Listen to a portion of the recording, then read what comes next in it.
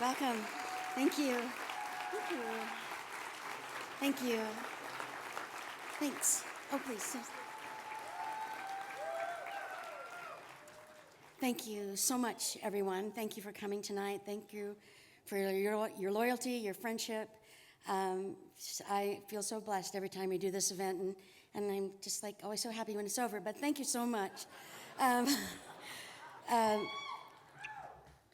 If you know me, you know what I mean. I love you all, but it's like time to go.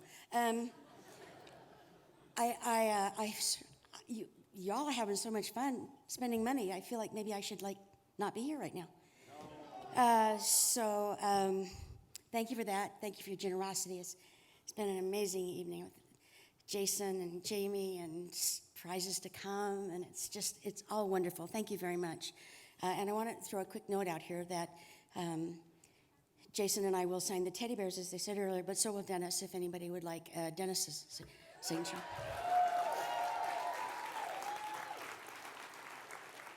You have to arm wrestle him for it, but he will do it. We have a lot to celebrate this year. Last year I thought was pretty amazing with everything that happened in June of 2013. And I was looking at a graphic of the United States of America this morning, and it's like, everybody can get married. I was like, yes.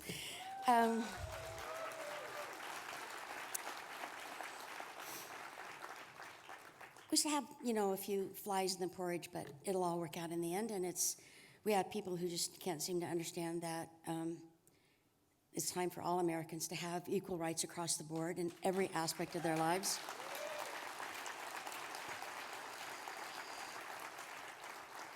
And I'm so tired of people saying special rights, whatever. It's like they don't understand what the term equality really means, is like equal for everybody, regardless of who you love, and really, why does it matter to anybody else except you, who you love? So I was just reading this morning that Orrin Hatch is all up in arms about telling people, you just can't believe this special privileges the LGBT community is going to ask for next. It's like, really?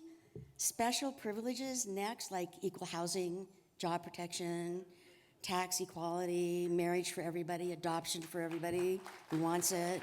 And while we're traveling down that road of equality, how about equal pay for women?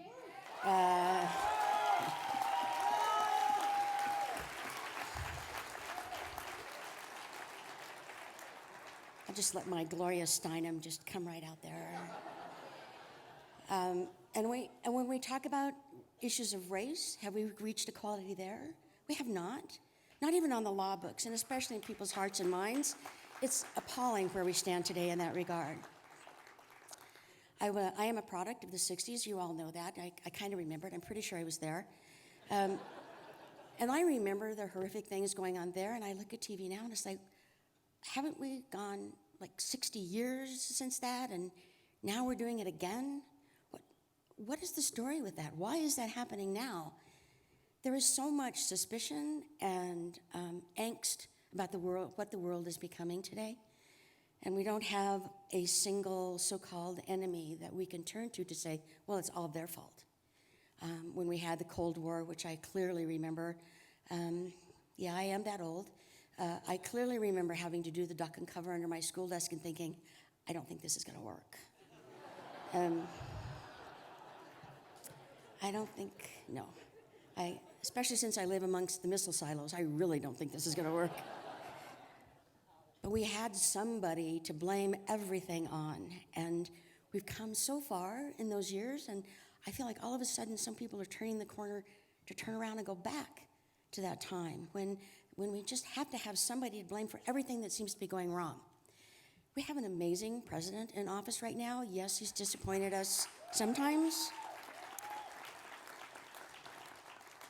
But for this issue, for this individual, he has been a shining star, a knight in armor who speaks for everyone in social justice.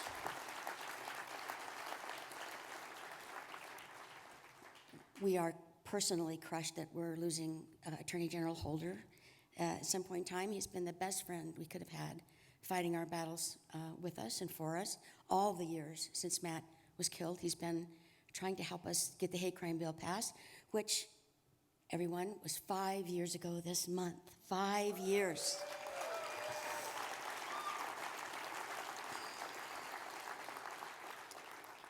Jason mentioned earlier that we're trying to set in motion an initiative to require reporting of hate crimes to make people feel more calm and relaxed and understand how important it is that these crimes do get reported in a uniform, required manner so that we know where the issues are, what the issues are, and what we can do to help.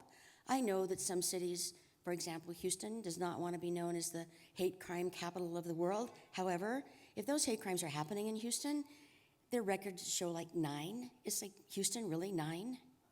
I don't think so. If that's true, then I may want to move there. Maybe. No, I don't. No, I don't. But this requires truth from and commitment from the police department and from the victims themselves to step out and make things known, and so we can move on. Underreporting is an issue, especially in states where, guess what, you can still be fired for being gay, lesbian, bisexual, transgender. One of the things that marriage will not fix, it will not fix, still needs to be addressed soon, immediately. Isn't it ridiculous that you can get married in a state but still be fired? That makes no sense to me. No sense.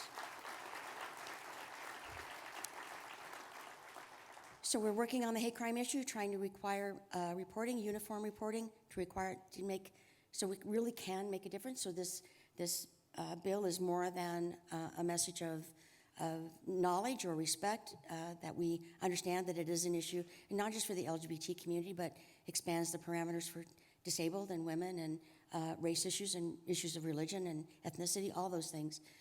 I wish we didn't live in a society where we needed to separate people, because in real life, we shouldn't be separated. We are who we are, we love who we love, and the only thing that makes us different is nothing. Absolutely nothing makes us different.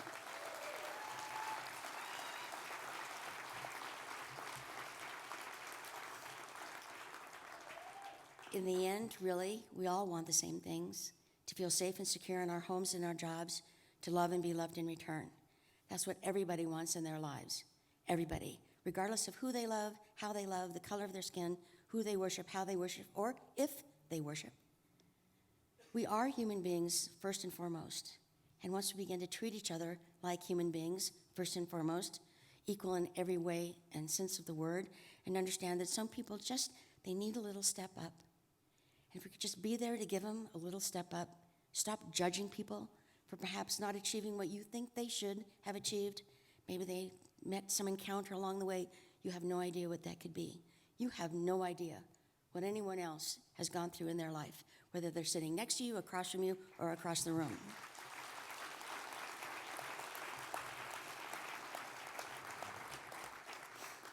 It's really not our place to judge anyone else. We're here to help each other, to give a hand, and to make sure that our lives are lived in peace and harmony and love and respect for one another. How hard a concept can that be? Again, I want to thank you all for coming here tonight. I feel so blessed every time I look out at this wonderful sea of faces and know that you are making a difference in your everyday life, and you are helping us make a difference too. Thank you so, so much.